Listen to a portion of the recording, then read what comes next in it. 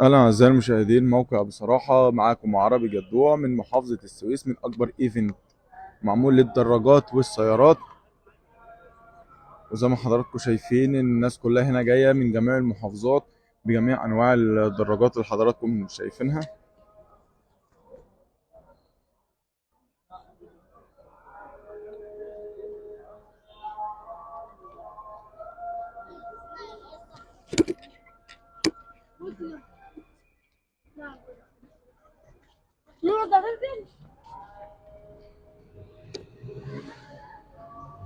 بصوا يا جماعة، ما شاء الله جميع أنواع الدراجات.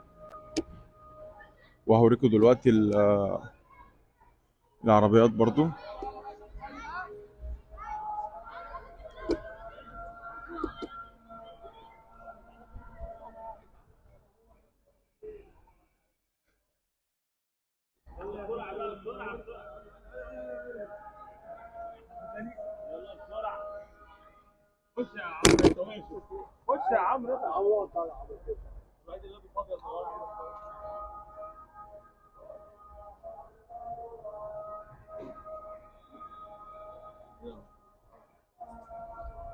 استيراد الحنش رقم واحد في مصر.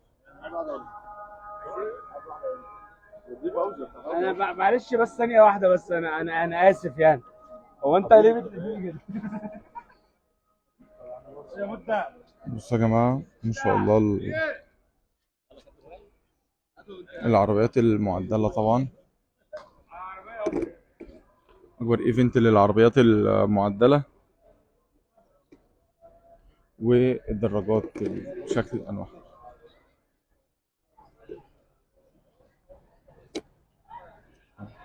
معانا استاذ محمد. ازي حضرتك يا استاذ مرحبا محمد؟ بيك. عامل ايه؟ الحمد لله زي الفل. ربنا يخليك. ربنا يبارك لك يا رب حبيبي. تسلم. حضرتك قول لنا ايه هدف الايفنت النهارده؟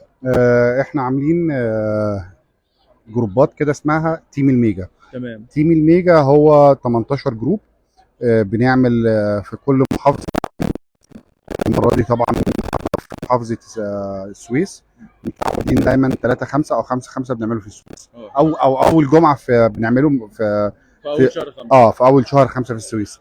وعندنا برضو اسكندريه بنعمل فيها ودمياط وراس البر والمنصوره واسيوط والقاهره والغردقه.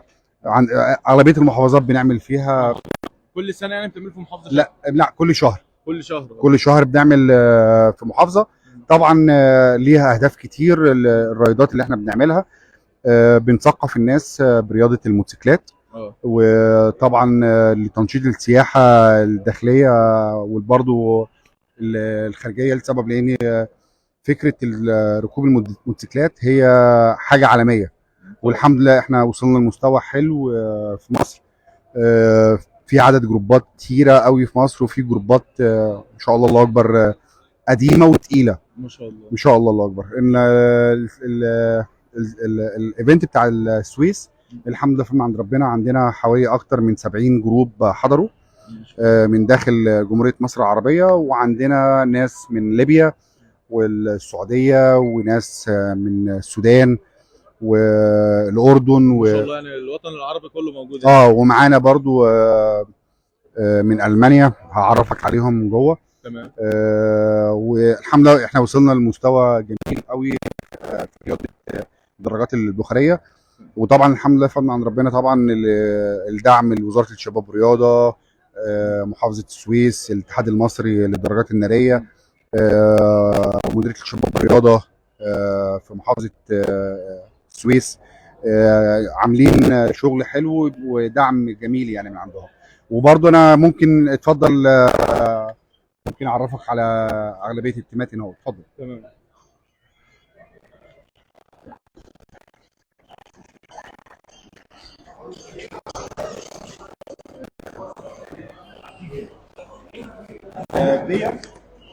بيا من المانيا حضرت معانا الايفنت السنه اللي فاتت في السويس واغلبيه الايفنتات، وهي اوريدي في التيم الميجا. يعني هي من الجروبات المؤسسه برضو من تيم الميجا. يعني كابتن بيا. تيم ميجا في المانيا؟ لا هي معانا جوه التيم الميجا.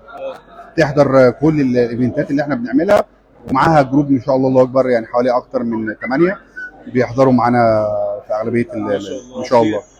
حضرتك ممكن تسالنا الرياح بقى في مصر Just he asking you what your opinion about the Ten Nigan, about the Egypt, and about also the motorcycle, the clubs in Egypt.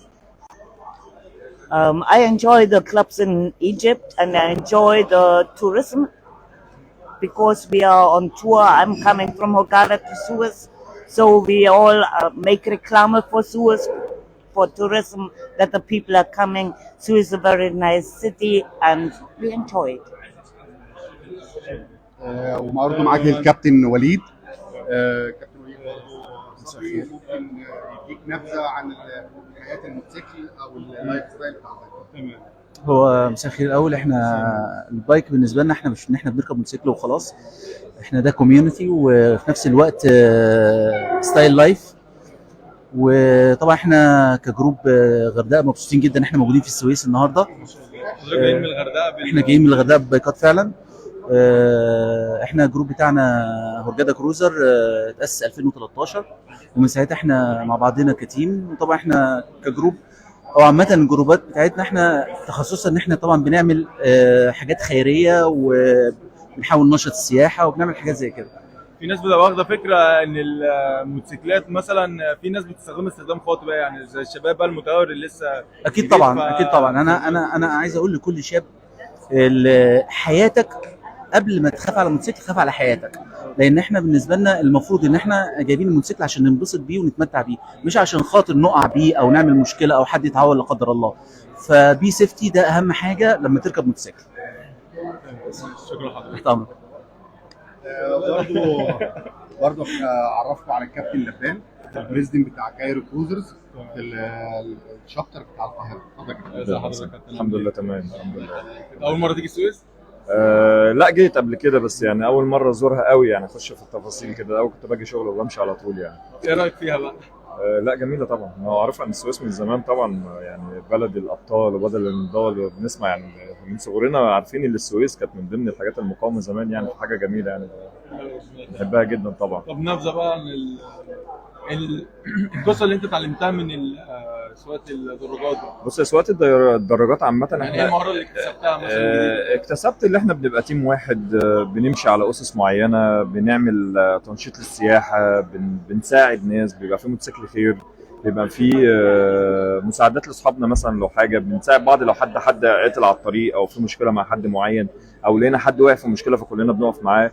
اتعلمنا النظام مع بعض، اتعلمنا ازاي نحافظ على نفسنا. يعني الناس كلها طبعا واخده فكره ان الموتوسيكلات بتبقى حاجه خطر قوي والسرعه والكلام ده، فاحنا الشباب دلوقتي يعني شباب بالظبط. لا احنا خدنا بقى السيستم بتاعنا بيبقى اللي هو بتحافظ على نفسك، بتمشي على السرعات المقرره على الطريق.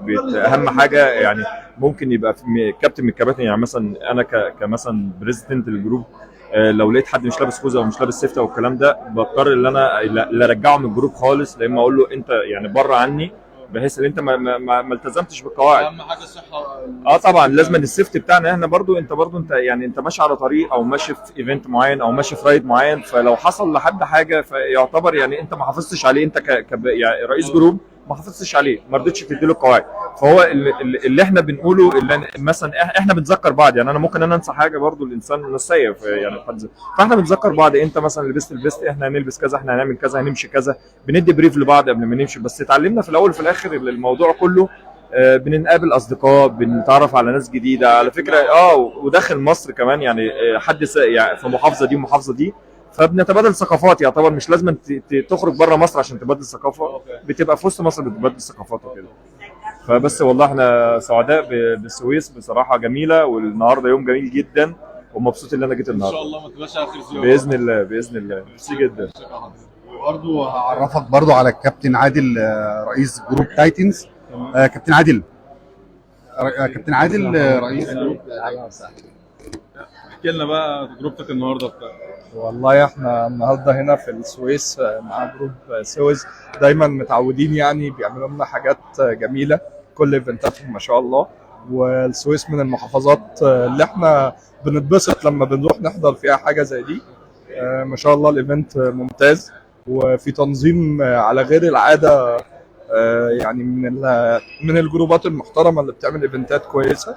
وطبعا كابتن خوانكي الشابتر بتاع الجروب في الغردقه، من الناس اللي دايما بتساعدنا كلنا، كل جروبات مصر يعني الحمد لله.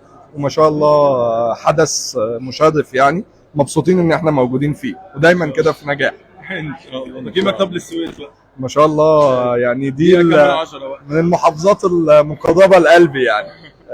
والله 10 على 10 ما شاء الله، وناسها ما شاء الله عليهم كلهم ايد واحده، بيقفوا مع بعض. حتى كل الجروبات انا شايف واقفين مع جروب سويس كروزرز، واقفه محترمه ما شاء الله، بيساعدوهم وعاملين تنظيم محترم ما شاء الله. شكرا حضرتك. شكرا ليك. بس زياره وان شاء الله. شكرا. تعالى برضه اعرفك على كابتن حماده تموجي. تمام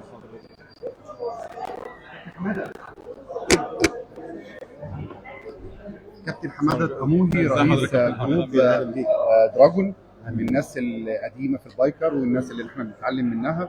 وطبعا كلمه كابتن حماده. والله احنا الحمد لله رب العالمين، احنا سعداء والله النهارده عشان متجمعين مع اخواتنا طبعا البايكر كله. كابتن خوانكي والكابتن بركات، يعني مش مخلين نفسنا في حاجه وما شاء الله. وكله برضه يعني كل ما بنيجي السويس ما شاء الله نلاقي احمد فتحي برضه عامل لنا ترتيب كويس واستقبال كويس الحمد لله يعني. وقضينا وقت ظريف. حضرتك بالك قد ايه في التيم؟ انهي تيم الميجا ولا بركب من امتى؟ اول تيم دخلت فيه كان بالك قد ايه؟ لا اول تيم انا كنت عايش بره، ما شاء الله. فجيت نزلت على مصر لقيت طبعا في موتوسيكلات وكده، اتجمعنا احنا والشباب يعني شباب حلوه الحمد لله واخواتنا كلهم. يعني بالك 14 سنه كده؟ يعني ممكن اكتر، ما شاء بس الله. كنت بره بقى في جروبات تانية بره في الامارات وكده. ربنا يكرمك. الله يخليك. قول لنا بقى سر النجوم بقى والحاجات اللي دي كلها عباره عن تكريمات يعني، طبعا لان احنا على طول ايفنتات ورا بعضها، فما شاء الله يعني الحمد لله حبايبنا كتير بنشارك في جميع الجهات يعني. طب حضرتك لو حد عايز بيتفرج علينا دلوقتي عايز يشارك زي حضراتكم كده يعني يا الف مرحبا يا اهلا وسهلا. هل في شروط محدده مثلا؟ في لائحات بنمشي عليها برضو. اولا السيفتي جير كامل عشان طبعا ليك وللاخرين يعني، وفي نفس الوقت عندنا توعيه للكلام ده، ان احنا ازاي نبقى ماشيين على الطريق، ناخد بالنا من السيارات والسيارات تاخد بالنا منها ازاي والكلام ده، فنمشي بنظام مش بهرجله. فلما نبقى ماشيين بنظام احنا بنحترم نفسنا وبنحترم الاخرين، فالحمد لله يعني على قد ما نقدر يعني بنحاول ان احنا نعمل توعيه وكده يعني. طبعا الحمد لله، عشان سواقه الموتوسيكلات دلوقتي بقت فكره مختلفه اكيد طبعا، والشباب ما شاء الله يعني، بس انا ما انصحش بالشباب اللي بيسرعوا دايما. المشي بالراحه كده باصول وبنظام انت نفسك تتمتع. ايوه فالحمد لله على قد ما بنقدر بنوعي الشباب الصغير لسه طالع جديد، نوعيهم هم اللي جايين بقى، احنا رايحين ان شاء الله. ربنا يديك كل ربنا يخليك يا حبيبي، احنا سعداء بيكم النهارده والله، وسعداء ان اتقابلنا معاكم. وبنشكر برضو كابتن خوانكي طبعا، يعني بنروح الغردقه يعني احلى نظام، حتى لو في اي محافظه اخرى بيقوم بالواجب وزياده. ربنا يخليك. ربنا يخليك تسلم. حبيبي حضرتك. برضه اعرفك برضه على كابتن خالد. حضراتكم كده شايفين التيم بروديوسر. اتفضل خالد، عايزين كلمه حضرتك. حبيبي يا باشا، شرفت بيك. رب يكون ايفنت خير عليكم باذن الله. وشرفت طبعا بالكابتن خوانكي اخويا الكبير وعشره 10 سنين، وعم بركات طبعا واحمد فتحي، وربنا يتمم لكم على خير باذن الله. وجروب بريدتور ايجيبت، معارض بريدتور ايجيبت اتشرفت بحضور للكابتن خوانكي في الايفنت الجميل بتاعه ده، والكابتن بركات واحمد فتحي يعني، وربنا يخليها احسن حاجه كل مره. ايه نصيحه بقى؟ نصيحتي للبايكرز، بصوا هو السيفتي انتوا بتاخدوه ان هو منظر، بس والله العظيم السيفتي ده حاجه مهمه جدا جدا جدا فوق ما انتوا تتخيلوا. وارجو الناس قبل ما تركب البايك تلبس يعني تشتري السيفتي قبل البايك، ما ينفعش تشتري الشيء وما تجيبش لزوم الشيء. ويا رب تهتموا بيه، ومش عايزين اخواتنا يحصلوا حاجه، احنا بنزعل ما بنعرفش نركب موتوسيكلات بسبب اللي بنشوفه، بسبب عدم الاهتمام بالسيفتي. فيا رب تهتموا بالسيفتي، ويا ريت البايكرز بس تاخد بالها من الكلام ده كويس جدا. واتشرفت بيكم، ويا رب الايفنت يعدي على خير باذن الله ويكون احسن كل مره. حبيبي برضه هعرفكم على الكابتن رجب المرسي من جروب المنصوره.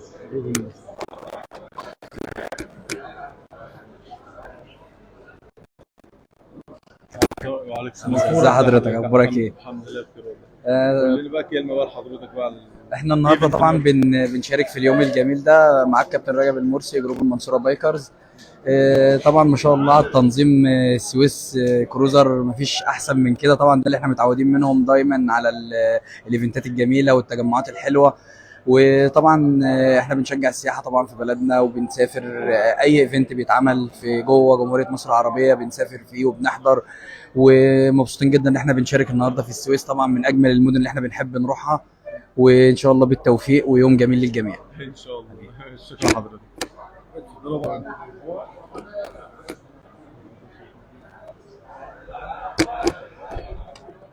زي ما حضراتكم كده شايفين الايفنت معمول على اعلى مستوى، ودينا هنستفاد وهنفيد كل البايكرز دلوقتي ازاي ازاي يهتموا بالسيفت بتاعهم، لان الناس دي بقالهم كتير جدا بتسوق الموتوسيكلات، فاكيد هتفيدنا اكتر.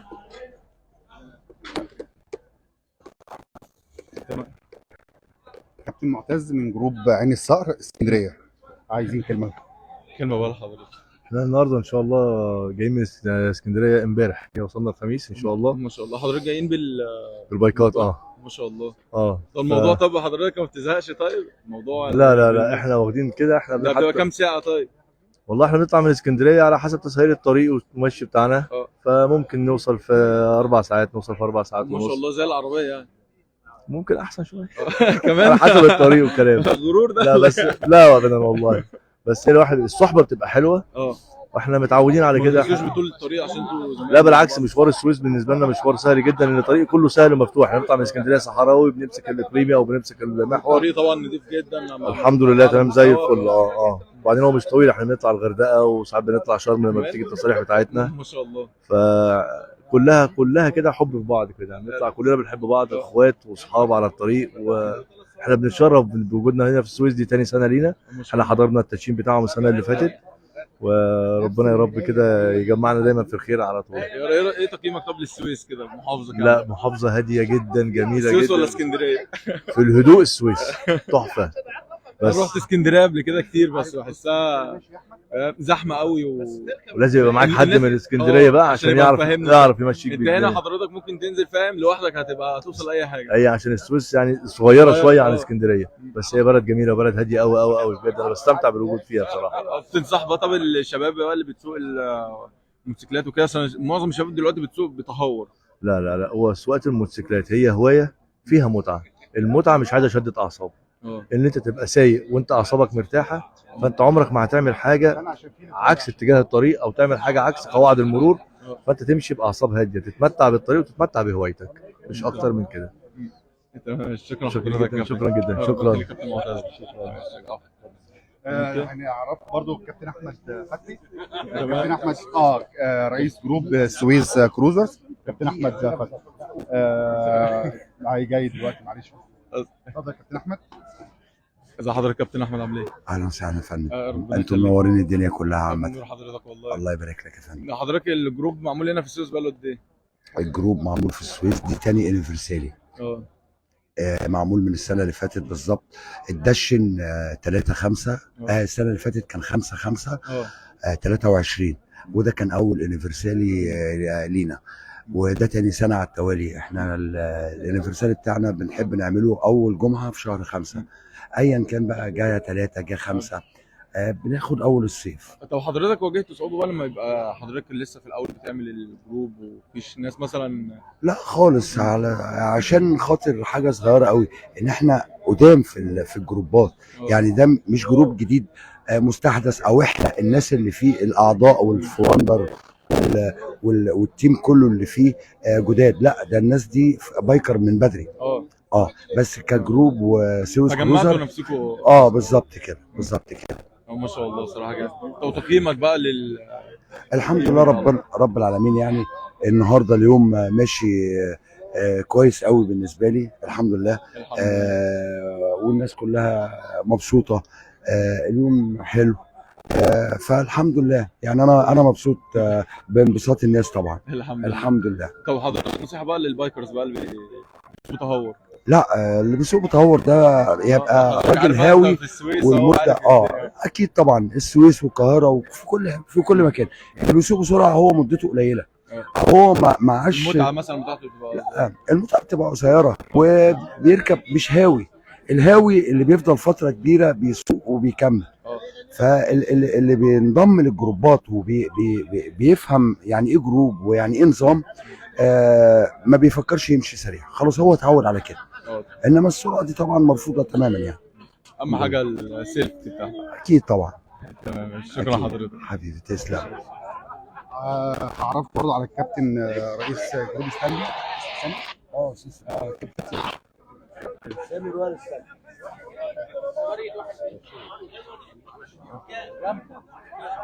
كابتن سامي رئيس جروب رويال ستانلي، اتفضل عايزين كلمه من حضرتك. ازي حضرتك؟ الحمد لله تمام. كلمه بقى لحضرتك بمناسبه الايفنت الجميل ده. ده والله ايفنت جميل وزي الفل وناس جميله واحنا مبسوطين ان احنا هنا ودايما احنا بنشارك مع الميجا ويوم جميل. ايه رايك في السويس بقى؟ ده جميله السويس دي بلدنا الثانيه. ربنا يكرمك يا رب. لازم اي حاجه في السويس لازم نجيها من اخر الدولة. حضرتك اول مره تزورها ولا؟ لا جينا كتير جينا كتير قبل كده. ربنا يكرمك يا رب. شكرا. حضرتك طب نصيحه بقى للبايكرز بقى اللي بيسوقوا بتهوروا؟ لا النصيحة طبعا السيفتي أهم حاجة، وإن لازم يبقى البايكر لازم يبقى لابس السيفتي جير بتاعه على الطريق وملتزم بالفورميشن اللي ماشي في وسطيه. أهم حاجة كلنا دايما بنتبع الحاجات دي واحنا ماشيين. شكرا حضرتك. العفو. شكرا. برضه معاكم الكابتن شيكو برضه عندها اكسبيرينس حلو وخبره حلو وممكن اتفضل اتصل. تمام ماشي. ازي حضرتك عامله ايه؟ تمام الحمد لله. ايه رايك في الايفنت النهارده؟ والله ممتاز جدا، وبصراحه التامين والنظام والفورميشن هايل بصراحه. حضرتك من القاهره؟ من القاهره. ما شفتيش صعوبه وحضرتك جايه؟ للاسف انا بس عندي ازمه بسيطه فجيت بالعربيه المره دي بتاعتي فما جيتش ببايك بس. الحمد لله. طب وحضرتك ما شفتيش مثلا انتقاد مثلا لحضرتك كبنت مثلا بتسوق البايك وكده؟ لا انا بدرب موتوسيكلات اوريدي اصلا. ما شاء عندي الله. معرض موتوسيكلات فبدرب موتوسيكلات. ما شاء الله ربنا يكرمك. اول مره تيجي السويس؟ لا باجي كتير يعني في كذا ايفنت طبعا بنبقى مدعيين اللي هو مثلا ازاي نشوف مثلا ازاي الايفنت بيجي منظم او كل دوت في كذا محافظه يعني مش السويس بس. فلا بنروح كذا ايفنت وبصراحه هايل يعني. حضرتك اتعلمت ايه بقى من مشاركتك في الايفنت والميجا معاك؟ بصراحه بتعلم حاجات كتير منهم اللي انا بتعلم ازاي امشي برضو في طريق تمام، بعيدا ان انا يعني انا بدرب موتوسيكلات وكده، بس مشي الطريق صعب جدا ومش اي حد اصلا بيتعلمه. الطريق هو اللي بيعلمه لك طبعا اكيد. عربيات كسر مثلا اتوبيسات كل الكلام ده. طب حضرتك نصيحه بقى للبايكرز بقى اللي بيسوقوا تهور وكده؟ بص هو النصيحه اللي هم بس يسوقوا بعقلهم اكيد عشان التهور ده مش هينفع خالص، وطبعا السيفتي هيلمت بقى جلافز كل ده بيفرق كتير قوي بالبايك. شكرا حضرتك. العفو. برضه معاكم الكابتن كريم. كابتن كريم جه من اسكندريه بالعجله يشارك معانا في الايفنت بتاع تيم الميجا. اتفضل يا كابتن. ما شاء الله العجله اللي بره دي بتاعت حضرتك. ما شاء الله. حضرتك من القاهره المطريه بالعجله؟ بالعجله. ده حضرتك ما تعبتش طب ولا ايه؟ لا متعود على كده ما شاء الله. يعني بقالي 5 ساعات على الطريق. 5 ساعات من المطريه لغايه هنا. ما شاء الله. والله حاجه جميله جدا. رياضه وبرضه عشان اول مره سافرت بالعجله دي كانت فين؟ اول مره ابتديتها واحده يعني ابتديت رحت مثلا بنها بعد كده ابعد شويه اسكندريه. انت لما بتقول لاصحابك ان انت مثلا رايح السويس بالعجله ايه رد فعلهم؟ هتروح السويس بالعجله ما ينفعش وبعيد ومسافه وكده، بس اتعودت يعني كذا ايفنت اطلع واروح بالعجله. وفر بنزين بقى. وفر بنزين وعشان الصحه برضه. قول لنا بقى اتعلمت ايه بقى من رحلتك بقى بالعجله؟ اول حاجه الصبر. يعني انت 5 ساعات مفيش غيرك على الطريق، الناس كلها عماله تجري ولا اي حاجه. انت على الطريق لوحدك. هي تعلم الصبر وانت عامل برضه يعني ازاي تبقى على طريق سريع، لان مش اي حد يمشي على طريق سريع. تمشي في انهي حاره، تقف امتى، تريح امتى، بحيث ان انت توصل المكان. يعني تنظم نفسك، تنظم عداد البدال بتاعك عشان توصل. وانت اول مره تيجي السويس؟ اول مره اجي السويس. وايه رايك فيها بقى؟ جميله ما شاء الله. بعد الايفنت بقى ما تروحش بقى انا هقعد الف بالعجله، ما جايب العجله ليه؟ انا قاعد الف. العفو تعالى. برضه على رئيس جروب كيوي. اتفضل يا كابتن. ازي حضرتك عامل ايه؟ الحمد لله تمام. اهلا وسهلا بيك كابتن محمد زهران. اهلا وسهلا. اهلا وسهلا بيك. قول لنا بقى رايك بقى النهارده في الايفنت. بسم الله ما شاء الله، الايفنت كله منظم، تنظيم حلو جدا، الناس اللي موجوده كلها على مستوى عالي الحمد لله. مستوى الايفنت بسم الله ما شاء الله، ده مش اول ايفنت نجي هنا السويس، جينا السنه اللي فاتت، تنظيم فوق الخيال. الناس هنا بسم الله ما شاء الله متعاونين جدا، التامين كويس قوي، ناس قمه في الادب وفي الذوق وفي الاحترام، والاستقبال كمان كان استقبال رائع ما شاء الله. السويس طبعا بتستضيف عيالها. حبيبي ربنا يبارك في ربنا يبارك فيك، احنا اخوات طبعا. يا رب ربنا يخليك. الله يبارك في عمرك. كلمه بقى للبايكرز اللي بيسوقوا التهور. والله بص، احنا في المجال ده بقالنا كتير، ويمكن احنا شباب صغيره اتعلمنا كتير، بس للاسف التهور والسرعه والحركات اللي بتتعمل على الطريق بموتوسيكلات ياباني او صيني او ايا كان الموتوسيكل بتأدي لحياه الشخص، فما ينفعش بكل حال من الاحوال ان احنا نعمل حاجه زي كده. اكيد طبعا انت بتحزن نفسك، بتحزن اللي حواليك، بتحزن اهلك. احنا واخدينها هوايه، بننمي مجتمع البايكر، فلازم نطلع صوره مشرفه. حاجه زي كده انت بتبوظ الصوره قدام الناس كلها وقدام المجتمع كله، واحنا زي ايفنت زي النهارده بنحاول نغير الصوره دي في المجتمع، ان زي ما في تهور وفي سوق سواقه، لا في مجتمع كويس، في مجتمع شباب لسه طالع جديد على قد المستوى وعلى قد الفهم ان هو يعمل شكل حلو قوي للبايكر، وان هو يقدم صوره حلوه ليه. حبيبي شكرا لحضرتك. برضه هعرفك على الكابتن مروه. اتفضل. تمام.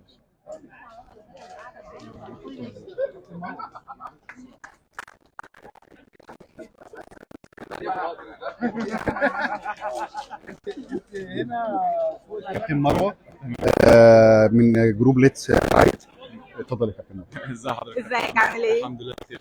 اهلا. ايه رايك في تقييم الايفنت؟ لا حلو جدا طبعا، من اول التنظيم الفورميشن ان هم يبقوا منظمين الكم الفظيع يعني كبير ما شاء الله من الموتوسيكلات، بطريقه ان هم كلهم يبقوا ماشيين بالاشارات كده، يعني واحد صف واحد كده يبقى 2 صف والكل يلتزم وبنفس السرعه وما حدش يتخطى حد. هايل هايل بجد. حضرتك بقالك قد ايه معاهم في التيم؟ هو انا في التيم بتاعي، وانا ليتس رايد دي اكاديمي تعليم سواقه السكوتر والموتوسيكلات. تمام. ميرسي. بقالي اكتر من 14 سنه. ما شاء الله. تسلم لي. تعالى تنورني طبعا. بس فانا عارفاهم تقريبا بقالي سنين، يعني انا في الكوميونتي بتاع الموتوسيكلات من تقريبا 2011 2012. ما شاء الله. يعني طب حضرتك ما واجهتيش يعني اي مضايقات مثلا، اصابه ايه ده حضرتك مثلا؟ طبعا في الاول يعني في سنه 2011 2012 دي يعني ما كانش فيه، ففي الاول كان فكره ان هو بنت سايقه في جزء ما كانش متقبلها ان دي حاجه رجالي، وفي جزء اللي هو ايه ده لا الله برافو، وبيبقى فيه انبهار وعايز اخته تتعلم، عايز مراته تتعلم، لغايه ما الدنيا بقت منتشره دلوقتي الحمد لله، بقى في بنات بتركب الحمد لله. احنا قبل كده كان بيتبص لنا بصه الين، يعني لو انت كائن فضائي. بس فلا لطيف، لا ما واجهتنيش مضايقات خالص يعني. طب حضرتك الشباب بقى اللي بيسوقوا البايكرز بتهور بقى وكده؟ لا ده بقى يعني بص، هي كمدرسه لا طبعا ما تعملش كده، يعني هو الموضوع مش تهور، الموضوع ان في موتوسيكلات بتاعت لعب اللي هي زي الاوف رود مثلا، او زي الريسات اللي بتلاقيه بيرفع بيأرنب، ماشي هي دي تعتبر رياضه، بس هم كشباب بيبقوا طموحين بس هم ما بيبقاش عندهم الخبره ان هم يعملوا بالظبط. فهي كرياضه هي زيها زي اي حاجه، تتعمل صح بلبس مظبوط اللي هو السيفتي، كعان الركب في المكان المخصص، تتصرف زي ما انت عايز، لكن ما تعملش كده في وسط العربيات. انت يعني من غير السيفتي من غير اي حاجه، وبعد كده في وسط العربيات ده شارع مرور للعربيات، فانت بتعمل ده انت بتاذي نفسك قبل ما تاذي اللي حواليك. وبعد كده المفهوم او الثقافه دي مش منتشره في الشارع، فانت بتخض العربيه اللي جنبك فممكن تكسر عليك، فانت برضو مش صح تعمل كده طبعا. يعني زي ما انت قلت شويه متهوره، ده مش عقل خالص. شكرا لحضرتك جدا. شكرا ليك، نورتني. ربنا يخليك. ايوه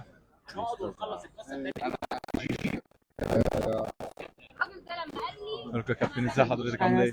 ربنا يخليك. حضرتك قول لنا النهارده تقييمك للايفنت. يوم لطيف جدا والناس كلها متجمعه والجو حلو جدا واجواء لطيفه، يعني انا بحب البايكرز واجواء اللطيفه كلها بتاعت البايكرز. لا حضرتك جايه منين بقى؟ انا من القاهره، انا من الدقي. ما شاء الله. سفر يعني. حضرتك جايه من هناك ببايك. لو حضرتك ما واجهتيش اي صعوبه بقى في الطريق؟ لا طبعا، ده الطريق حلو جدا، ده انا طريق مصر اول السويس مره امشي في طريق السويس كده والدنيا سهله جدا. الدنيا رايقه خالص. جدا، عشان الجمعه كمان بتبقى رايقه. اخدت قد ايه كده مثلا حضرتك جاي؟ يعني ساعه ونص. ساعه ونص؟ يعني الواحد خلاص بقى ما يجيبش عربيه يجيب لا ما هو لا بايك بقى. طبعا، ده هو دي متعه. طبعا. ده العيش كله. بقى لي حضرتك قد ايه بقالك بتسوقي؟ 4 سنين. 4 سنين؟ ما شاء الله 4 سنين بقى وابتديتي تسافري لا بقيت انا 4 سنين في البايكرز، اه. لكن بقى لي سنتين بس. ما شاء الله، يعني سنتين وابتديتي تسافري. لا احنا بنسافر من ال4 سنين كنت بسافر، وكنت راكبه دايما بركب مع اخواتي اللي في الجروب وكده، بس دلوقتي بقيت سولو وبقيت اركب لوحدي وبمشي. الموضوع برضه فاهماني بقى عندك بص، شغف هو انت كونك اشمعنى انا طب ما اسوقش زيهم؟ لا هو في حاجه ان انا اصلا بحب الحاجه جدا، البايك ده بعشقه وصوت الموتور ده العشق كله، اللي هو الحب كله يعني. فانت لما بتبقى حابب حاجه بتبقى عايز تعملها وبتطور من نفسك فيها. فالاول كنت بركب مع اخواتي في الجروب وكده، وبعد كده قلت طب وليه لا ما يكونش معايا حاجه بتاعتي انا وابقى رايحه جايه بيها وما بقاش مرتبطه بحد. فابتديت فعلا ان انا اشتري واجيب وكده، وبقيت امشي في الحتت الصغيره وبعد كده في حتت اكبر وبعد كده السفر بقى. طب حضرتك ما واجهتيش اي مضايقات بقى لما حضرتك اكيد طبعا، احنا يعني شعب مثقف جدا. طب بصي حضرتك يعني عشان في العربيه تقول كده ده واحده مثلا ست لا، بتسوق، خلي لا بالك طب دلوقتي بقى مكن.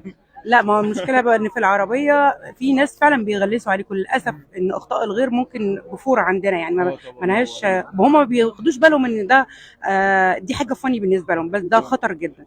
بس احنا الحمد لله طول ما احنا ماشيين صح والاشارات بتاعتنا والسيفتي بتاعنا خلاص، فبنسيبها على الله بقى والمكتوب مكتوب. الحمد لله. طب حضرتك نصيحه بقى للشباب اللي بتسوق بتهور بقى؟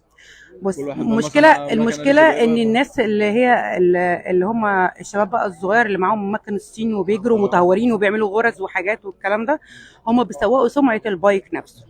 البايكرز اصلا بيمشوا على فورميشن وبيمشوا على قواعد معينه وفي رولز احنا بنمشي عليها ما بنقدرش نتعداها، وكمان بنمشي على سرعه معينه.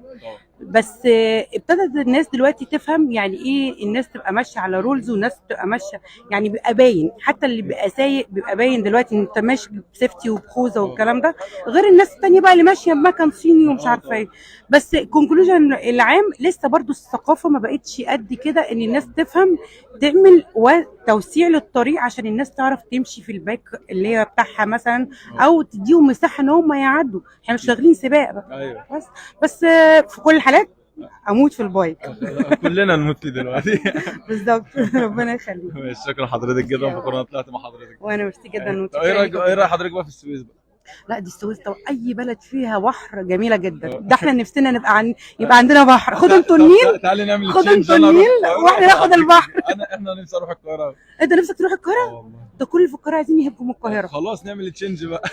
سوري يا كايرو، اهل كايرو سوري. شكرا حضرتك جدا. انا سعيده. انت على كده. زي ما حضراتكم شفتوا دلوقتي واتعرفنا عن اسرار البايك، والناس طبعا هنا بيحبوا البايكس قد ايه، وطبعا عرفنا ان اي حد عشان خاطر يشارك في البايكس وكده ليه طبعا قواعد معينه رولز. طبعا الناس اللي واخده فكره ان البايكس ناس متهوره وكده، لا الناس دي ما شاء الله ماشيين بسيفتي على اعلى مستوى. ويا رب تكونوا استفدتوا وفدتكم جدا النهارده، واتمنى الناس كلها طبعا تمشي بالقواعد والاساس بتاع الجروب ميجا. وان شاء الله بيلكم في لايف جديد. كان معاكم عربي جدوع من محافظه السويس، مع السلامه.